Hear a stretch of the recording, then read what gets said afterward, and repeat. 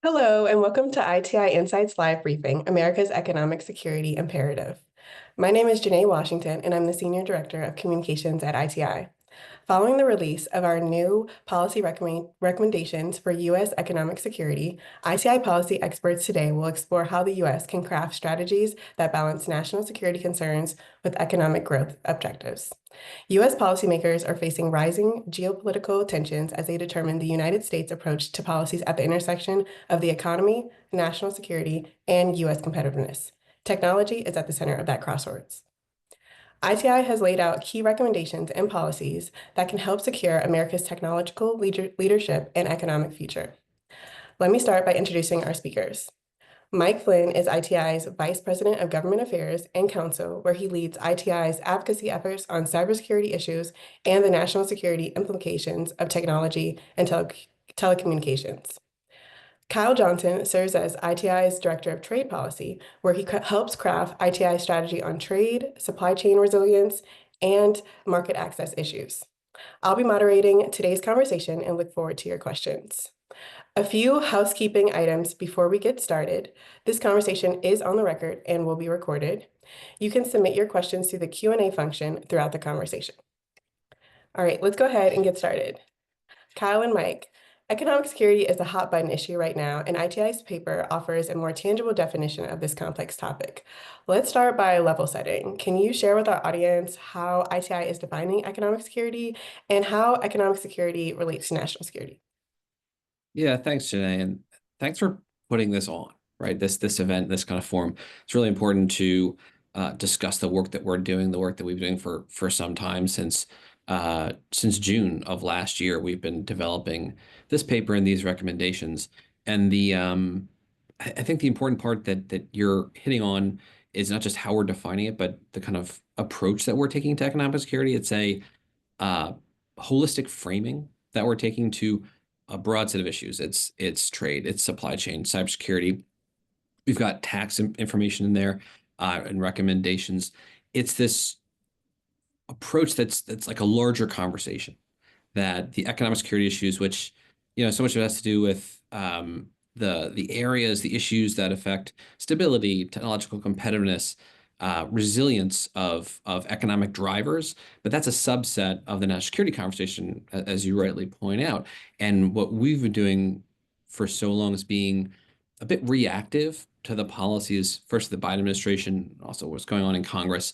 And we wanted to reverse that trend a little bit and start to educate policymakers in the executive branch and in Congress on how things within their jurisdiction or what's in their line of sight may have this broader impact. So when you're thinking about an export control policy, understand, try to think about how that relates to trade or tax implications. That fundamentally we're trying to kind of raise raise the economic security of the country, but that goal is not something that happens when you look at things individually. Yeah, and I would add on that just, there's a lot in the paper, a lot of different points, and Mike just mentioned some of them. All of those are important in their own right, and they are all areas that ITI has been and will continue to be active on. I think the way that Mike just framed it about taking it all on together and showcasing how these different elements are linked to each other, how trade outcomes, for example, might inform supply chain resiliency and success and some of these other points. I think that's the important takeaway from here. So there's a lot of different topics in here. They're all important, but really that approach and building the right kind of overall comprehensive approach is key and what we're trying to develop in this paper. Great, you both made really interesting points. With so many competing priorities at hand, why is it important for policymakers to prioritize economic security in this moment? Why now? Why right now? Yeah, it's a really good question, Janae. And I think one of the reasons it's good to have Kyle and I here chatting with you and chatting with this audience is, Kyle leads our trade advocacy, right? Trade is a piece of this equation. It's a key piece of this equation. That's why it's the first recommendation, right? But it's not the only one. It's so much of the conversation right now is going to be about tariffs, trade, et cetera. That's what this administration is is focused on. And I'm not saying that's not the right thing, but this really goes back 3 or 4 years. We started to get ITI became much more active on the export controls, the sanctions, the supply chain conversation when Russia invaded Ukraine, and there was daily activity on this front, and we were in a position to start informing our members, keeping track of everything that was going on, the activity of the Commerce and Treasury departments.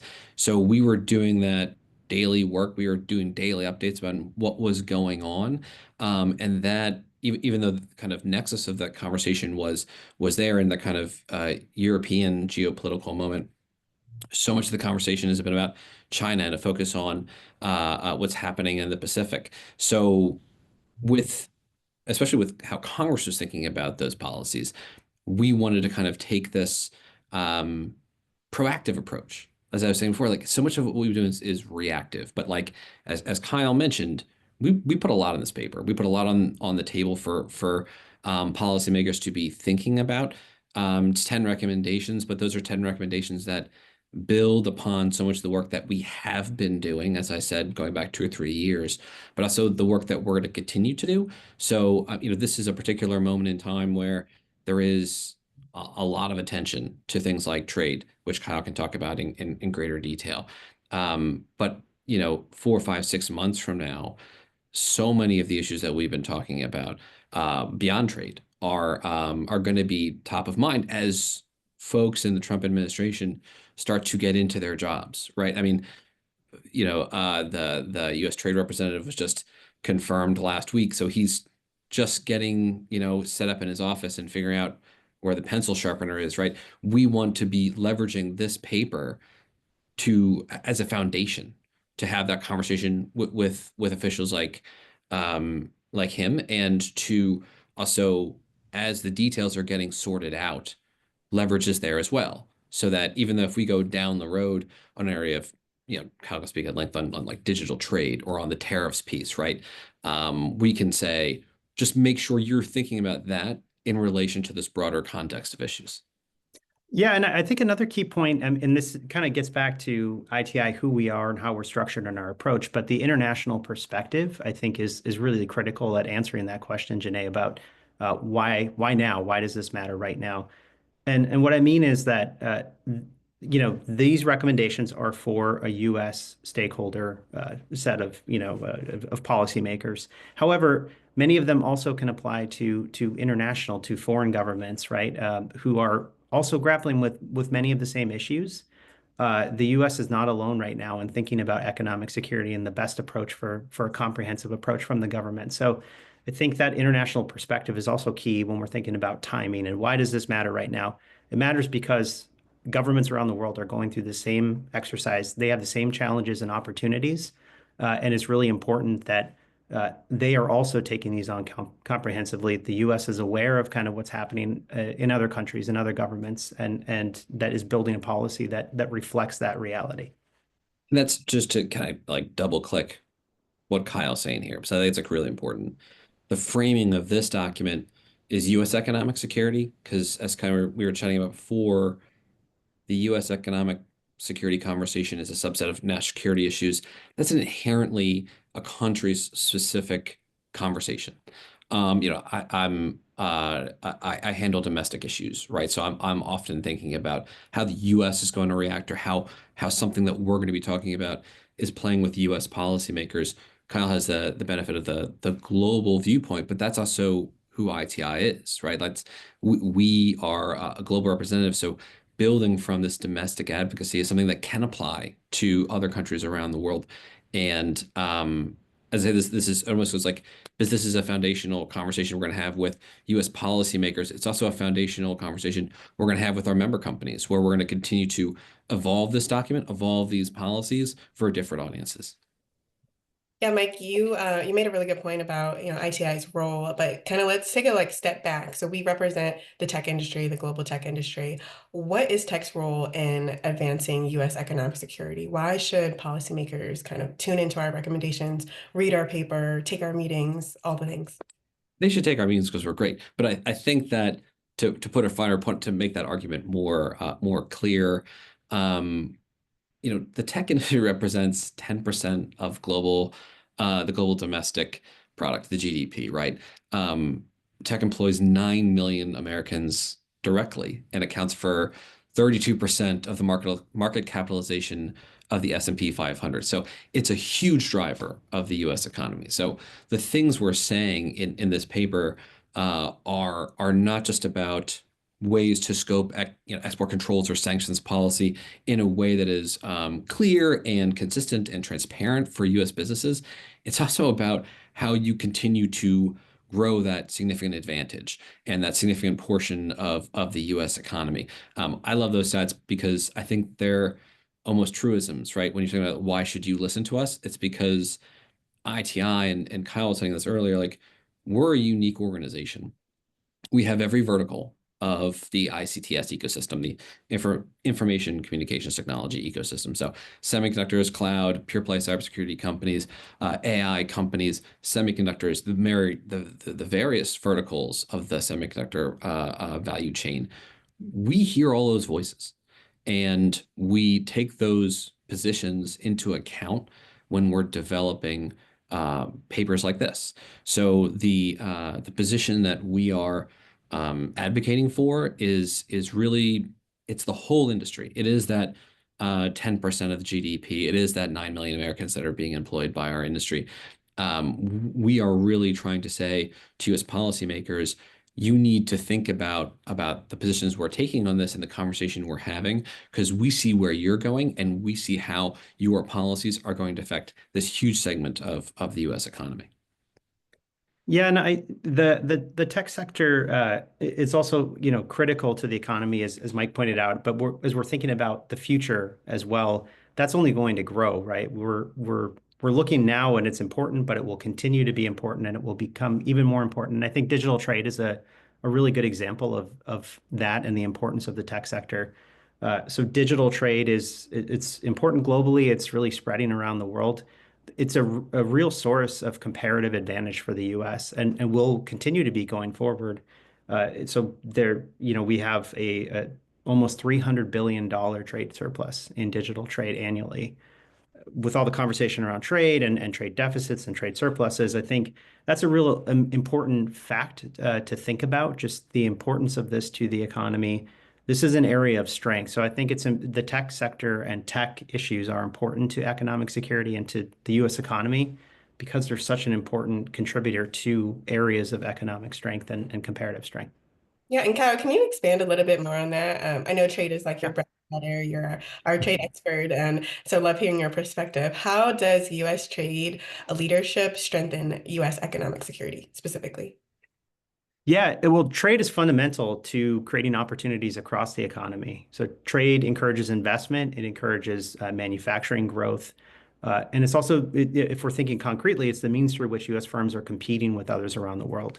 So we're thinking about how can U.S. companies compete, domestically, globally. Trade is a way that they can do that. That's how they sell their products and services in other countries. And so it's just critically important to kind of continued innovation. I think that's especially true for tech trade, for tech goods and services trade. Many of them are designed to be global in nature or international in nature, right? You create a service that can be sold somewhere else. If we're thinking about digital trade, you may be able to almost immediately export, right? Which is different from historical norms of trade where you kind of build up domestically and then go international. So trade is just critically important to continued innovation and leadership in technology sector. I think the other thing we've done a lot of work too on a topic kind of tangential to the economic security work, but trade and investment are really critical to supply chain resiliency. So in recent years, there's been a lot of focus from policymakers on that topic. And basically, the more that you trade, the more that you have those partnerships, that stability, it makes your supply chain stronger, not weaker. So trade is a source of strength when we're thinking about many of these economic security issues. And I think the other thing that's really important, again, getting back to your earlier question of why now, why does this matter? When we look at trade, what we really see right now is an immense opportunity for the administration, for Congress to focus. And so there's opportunities to make sure that the U.S. continues to lead on this area. The U.S. has always been a leader in trade, or for many, many years has been a leader in global trade. There's a real opportunity to kind of strengthen that leadership. And that means, considering new agreements, new trade commitments, making sure that you're addressing barriers to trade and enforcing rules that do exist. I think this administration has an opportunity in particular when we get back to digital trade. Really, when we look at digital trade rules around the world, some of the best ones, the highest standard, most impactful digital trade rules, they came out of negotiations that were concluded and finalized in the first Trump administration. So specifically with the U.S.-Mexico-Canada agreement and the U.S.-Japan digital trade agreement. So I think there's a really strong base to work from. There's a clear opportunity, and focused efforts from the administration can help to kind of set the global rules of the road that will help U.S. firms continue to be successful as they're competing globally, as they're competing domestically, and it will make sure that the U.S. government has a voice when it comes to, that activity. So, kind of going back to my earlier response, it's important now because the U.S. is not looking to trade alone, right? For that same reason as economic security, other countries are also focused on it. It's really important that the U.S. is part of that conversation, is helping to make sure that the U.S. tech sector and U.S. tech interests are benefit from what's happening on the trade front. Yeah, And it's go Oh, sorry. ahead.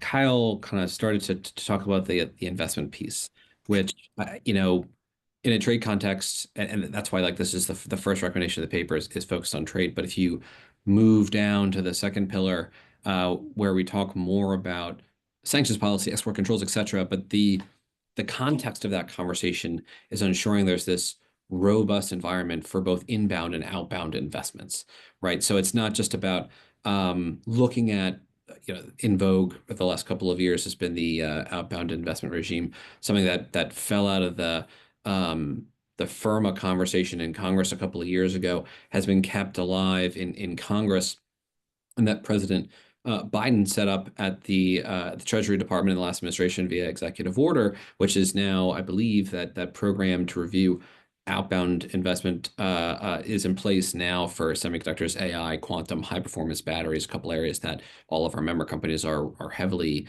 interested and invested in, right?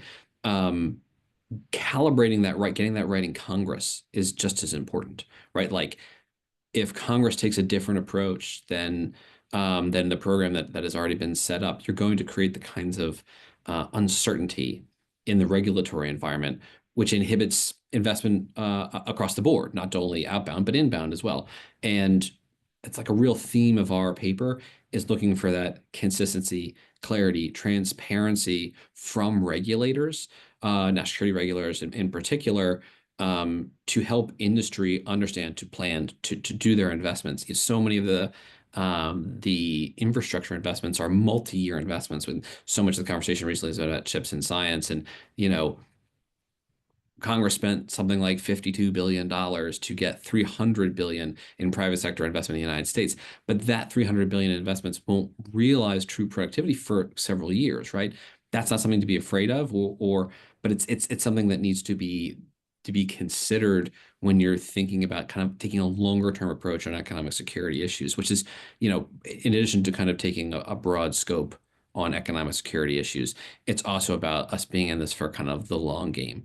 And there's been a ton of activity from this administration, keeping Kyle working on the weekends, on the trade front and the tariff front. But to be honest, this is something that we're thinking about, not just right now, but well into the future.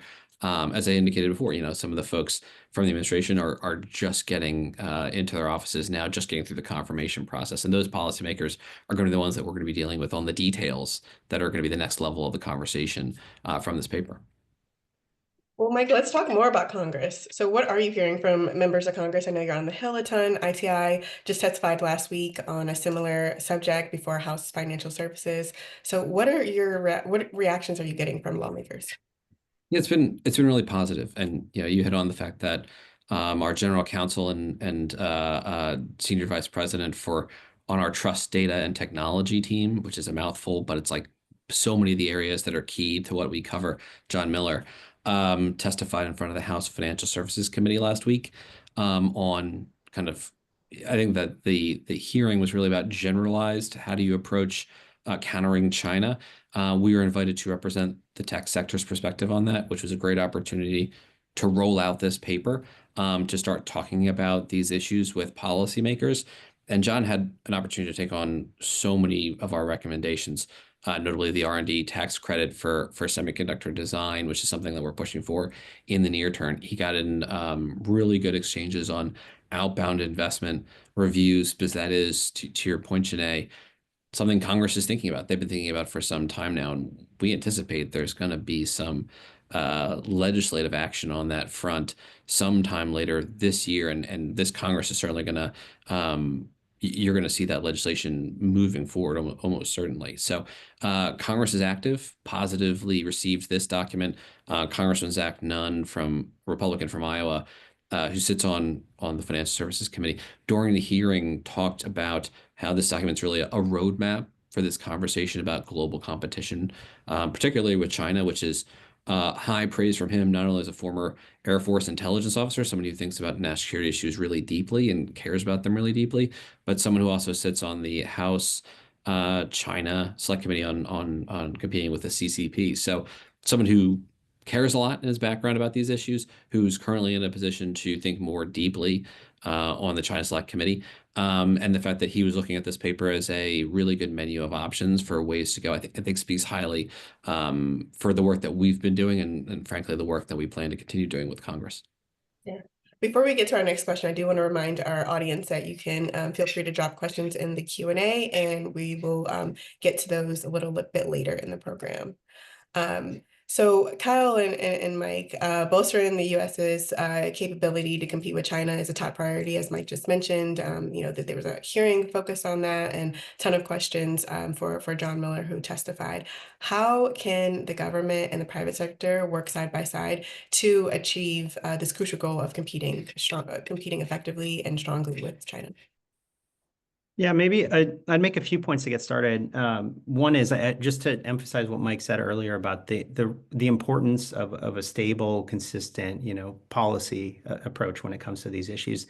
I think that's going to be key for competitiveness as well. When the U.S. government is thinking about the best way to compete, companies and stakeholders are best positioned to be competitive when they have a sense of what's coming in the future, when there's a little bit of predictability, some stability.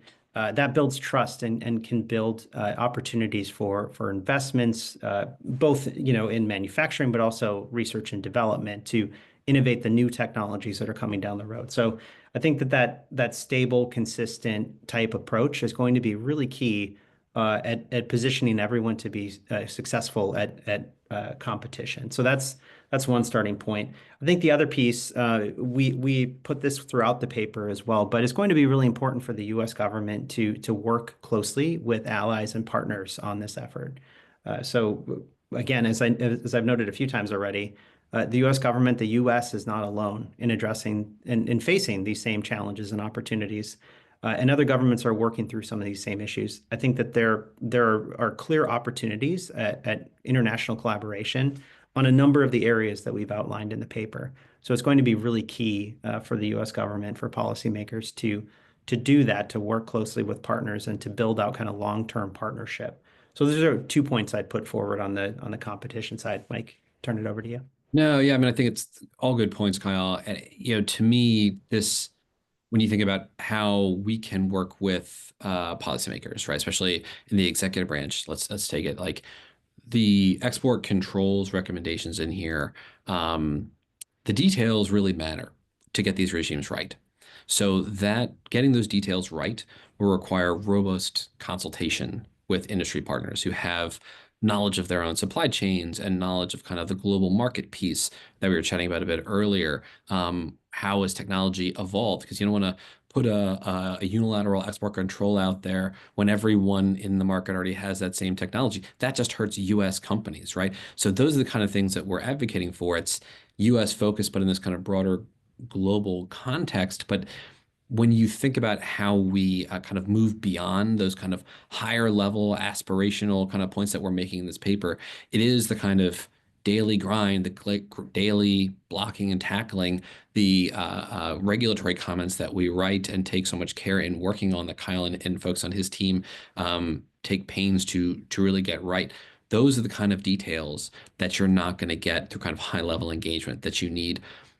You need to be dealing with regulators on a regular basis to get those details in the right place. And that's not just, I'm bringing up the BIS example, the Bureau of Industry and Security at Commerce, who does the export control regime. The same thing is true at the Treasury Department, where, I mentioned outbound investment earlier. So much of the concern that our industry has raised with Treasury are over narrow details of scoping, how you define AI applications, how you think about the real world application of those kinds of reviews, and what it really means when you think about an intercompany transaction, things that are not easy to legislate, but certainly much more well suited for an in-depth regulatory comment that is dozens of pages, even 50, 60 pages long, right? We can really get into the specifics in those cases, right? In that kind of a forum. So the takeaway is both that's the right forum for the conversation, but the other thing, as export controls becomes a more favored tool of realizing national security goals in the technology space, there's going to be a real emphasis from us and from, I think, other industry partners on making sure that BIS and Treasury, when appropriate, are appropriately resourced to manage the increased volume of applications that they're receiving, right? So like, as you use those tools more, it's important to keep industry functioning, that those license applications are reviewed in a timely fashion, right? Otherwise, you're really going to inhibit U.S. companies' ability to compete in global markets.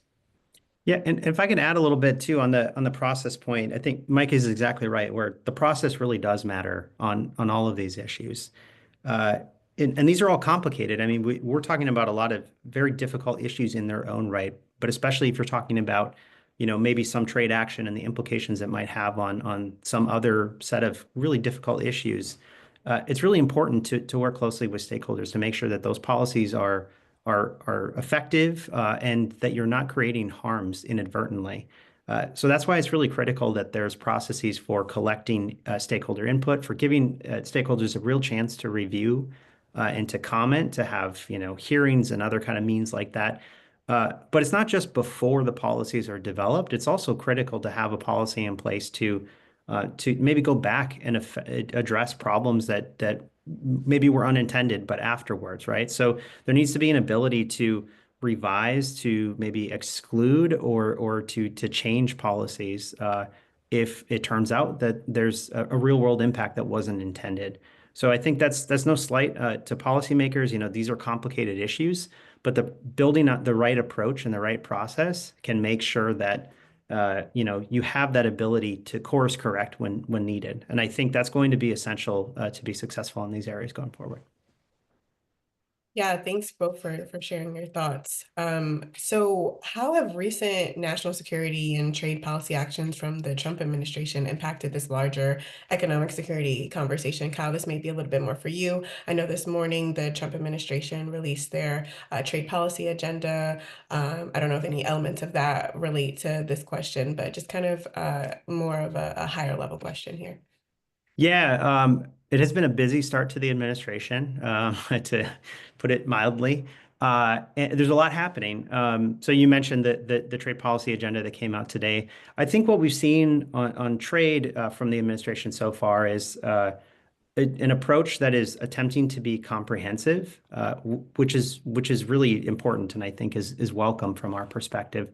So today's agenda, it called for potentially considering new trade deals, for going back and strengthening or revising existing deals if appropriate, a real focus on enforcement of trade rules and addressing impediments to trade and unfair trade practices.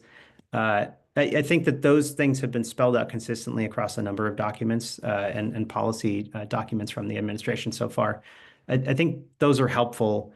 So what we're seeing is kind of the start of building out this approach on trade and same on other issues as well.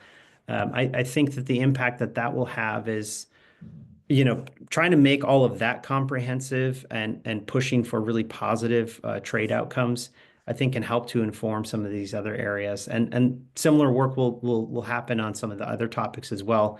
Ideally, there will be also a way to coordinate these pieces. So conversation about how does trade and the trade policy, for example, impact other topics? How does it impact investment opportunities or innovation opportunities in the tech sector? So it's been busy. I think again, I would emphasize there's value in some stability and providing a little bit of a roadmap of where the administration is going. I think we're seeing the early stages of that, so look forward to that. And partnering, I think, is going to be key. So to go back to the point we just made in the previous question, working closely with stakeholders is going to be absolutely essential. So we stand ready. We are already actively engaging the administration and look forward to keep doing that. I think one thing, I think Kyle does a really good job there. I mean, he's looking for job security, right? He's going to have plenty of it these days, given all the activity in the administration. But there have been so many documents out of in the early days of the Trump administration. The trade memo, of course. There was a national security policy memorandum on investment, which brings up a lot of the areas that we discuss in our paper. A theme I think of positivity, and Kyle was talking earlier about kind of there is history in the Trump administration through the USMCA deal and the kind of good work that they did setting the edge on digital trade. You've seen in a lot of different documents the importance on energy, which is a bit of a new area to ITI to get into, but given the energy needs, the resource needs to kind of continue to develop cutting edge and artificial intelligence capabilities to develop those capabilities and deploy them. The energy infrastructure that underpins that development, that research, that business scaling activities really requires some additional effort. And this administration has talked a ton about that. It's one of the reasons that it's kind of a new area for us, as I mentioned earlier. So much of this builds on prior good work that we've all done on a variety of areas. Energy is a new one for us and one that we felt compelled to add to this document. There were some new areas of permitting reform at the federal and state level and the local level too, even critical minerals access, an area which is critical for our industry. And that's certainly been a topic of conversation, but one that ITI has been less engaged on. We started to just open the door for our members in this paper to say, what do you think about these areas? How can we start to serve you, even if it doesn't directly impact your business needs or has a tangential effect on your business? Let's start to dig into that now because we do want to be, as I said earlier, we're trying to get away from being reactive to the thing of the moment. Let's start to be on the front foot, to be aggressive where we can. And I think the energy piece is a really good example of that, and one that I like to think will be, well met by this administration. To say a little bit more, just to add some perspective as well. So as I mentioned, there's a lot that's been happening from the administration and many different actions and policies and kind of announcements that are relevant to points of this. But Mike noted earlier, the work for this paper really started a long time ago, months ago, before the election, before we knew the outcome of the election or who was going to be in these positions or what the policies might be. The point is that these issues are not specific to this administration, this set of policymakers in Congress. These are issues that have been around for a while, and they'll remain, right? These are going to remain critically important going forward. So I think all of the announcements, all of the activity from the administration, it is important, and there are impacts on these things. But either way, right, these issues will be around in a few years, and this work and the need to have these conversations and this approach is important. I think the other thing, going back to kind of the goals of the paper and this exercise, it was not necessarily, here's the 10 specific things that we want this administration to do in the first, 100 days or whatever. It's meant to be more evergreen. It's that vision of what does the policy environment and the policy approach look like that we think is going to best position policymakers and the government to be effective, to be impactful in their approach. So I think having that kind of longer term perspective in mind is important. And these issues are certainly not specific to this year or the first couple of months. So just to add that perspective piece. Yeah, thank you. So I want to make sure we have time to address questions in the chat, which another reminder, feel free to drop your questions in the Q&A for our audience. Before we turn to the chat, are there any other calls to action for Congress or the administration that we haven't already addressed yet? Well, a ton, right? I mean, and I only say that because as Kyle mentioned, we've been doing this for 6 months. We had a lot of really good, feisty internal conversations, and we tried to pack a fair amount into this paper. And you'll see that as you move through the paper, there may be a kind of a high level kind of principle or policy direction that we're going to be advocating for. But then when you look into the kind of details, we're going to throw a line in about a variety, the semiconductor manufacturing and advanced research for with Twins USA. I'm not going to get that totally right, but like Smart USA, the supply chain initiative at NIST, like there's a couple of lines in there. That one line is multiple papers that we have. So there's a lot of different ways we go. I mean, we cover AI pretty well. We cover quantum in the paper, as I said before, energy, right? And we cover all those kind of areas of technology that our members are doing every day, right? But also that we care about holistically. But we do that under the kind of rubric or under the broader category of something like trade or export controls. So there's so much in this paper. We could spend definitely another hour doing. And I know, Janae, that you'd be thrilled to do that given the hours and hours that we made you sit through debating these issues with us. I'd love nothing more, Mike. Nothing. Yeah, I was going to add, I mean, one specific thing that I think is going to be a real priority for trade, certainly, but for a lot of these other issues, um, we are spending a lot of time thinking about the U.S.-Mexico-Canada agreement already, which we think is critical. So that's the comprehensive free trade agreement between the U.S., Canada, Mexico. It's fundamental to creating, the regional supply chains that are just so important to all of the economies. It creates economic opportunities in all the markets. It's just been foundational.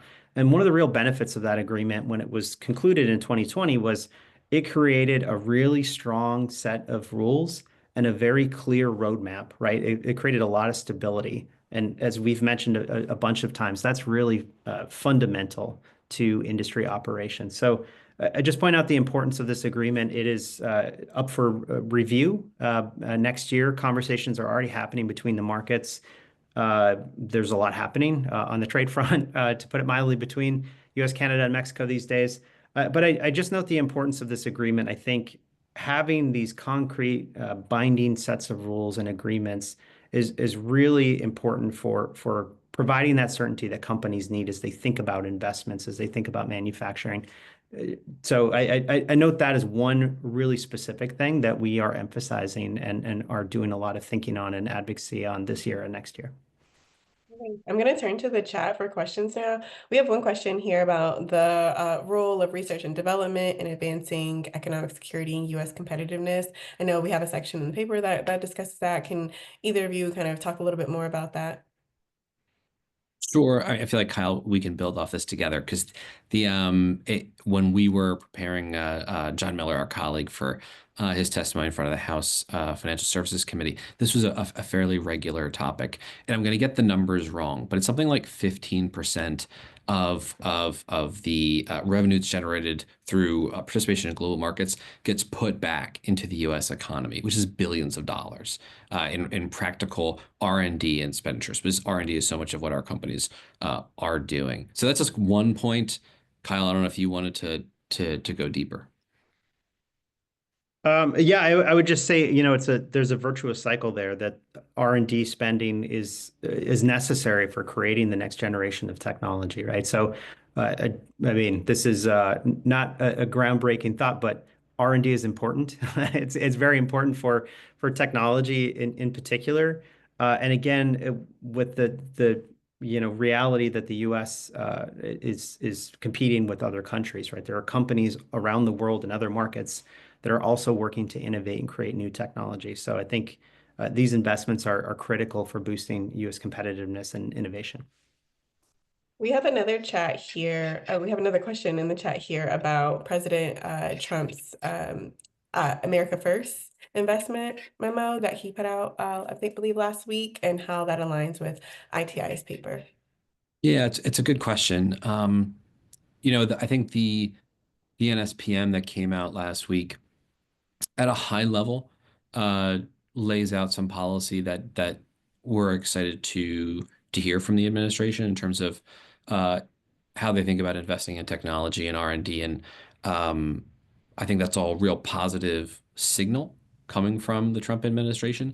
I think the devil is going to be in the details. And this goes back to a point I was making earlier about the outbound investment regime that was set up during the Biden administration. That executive order and the rule that came out of it, some of the categories are really broad, and there needs to be this narrow understanding of the kinds of transactions that are covered by these regimes to give certainty to those doing the deals, right? I mean, this president knows how to do a deal, right, better than anybody. That's what he made his career on. So I think so much of the work that we have to do is educating folks in the administration and to be honest, too, in Congress about how research and development is really done.